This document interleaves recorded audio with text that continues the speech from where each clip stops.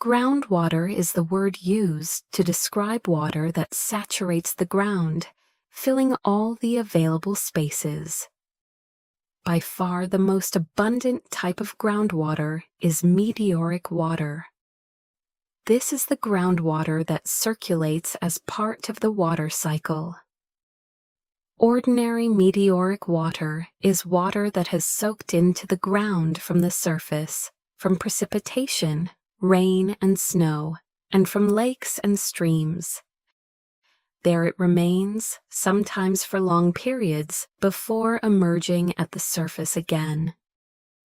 At first, though it seems incredible that there can be enough space in the solid ground underfoot to hold all this water.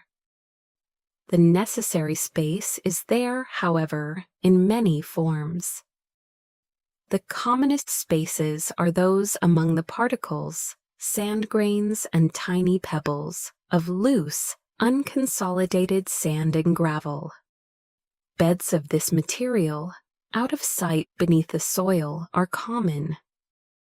They are found wherever fast rivers carrying loads of coarse sediment once flowed. For example, as the great ice sheets that covered North America during the last ice age steadily melted away, huge volumes of water flowed from them. The water was always laden with pebbles, gravel, and sand, known as glacial outwash, that was deposited as the flow slowed down.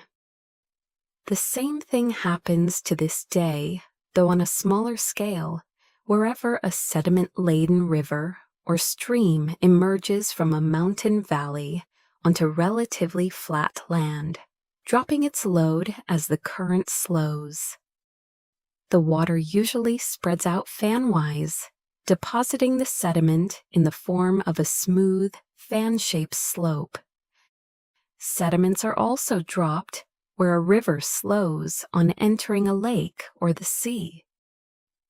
The deposited sediments are on a lake floor or the sea floor at first, but will be located inland at some future date when the sea level falls or the land rises.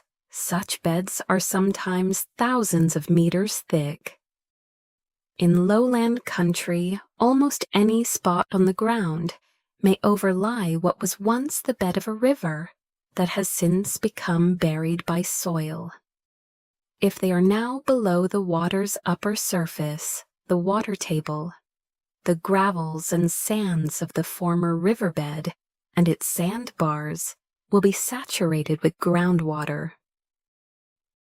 So much for unconsolidated sediments. Consolidated or cemented sediments, too, contain millions of minute water-holding pores. This is because the gaps among the original grains are often not totally plugged with cementing chemicals. Also, parts of the original grains may become dissolved by percolating groundwater, either while consolidation is taking place or at any time afterwards. The result is that sandstone, for example, can be as porous as the loose sand from which it was formed. Thus, a proportion of the total volume of any sediment, loose or cemented, consists of empty space. Most crystalline rocks are much more solid. A common exception is basalt, a form of solidified volcanic lava, which is sometimes full of tiny bubbles that make it very porous. The proportion of empty space in a rock is known as its porosity. But note that porosity is not the same as permeability, which measures the ease with which water can flow through a material. This depends on the sizes of the individual cavities and the crevices linking them. Much of the water in a sample of water-saturated sediment or rock will drain from it if the sample is put in a suitable dry place, but some will remain, clinging to all solid surfaces. It is held there by the force of surface tension, without which water would drain instantly from any wet surface, leaving it totally dry. The total volume of water in the saturated sample must therefore be thought of as consisting of water that can and water that cannot drain away. The relative amount of these two kinds of water varies greatly from one kind of rock or sediment to another, even though their porosities may be the same. What happens depends on pore size.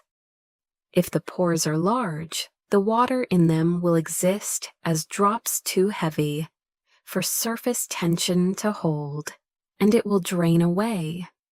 But if the pores are small enough, the water in them will exist as thin films, too light to overcome the force of surface tension holding them in place. Then the water will be firmly held,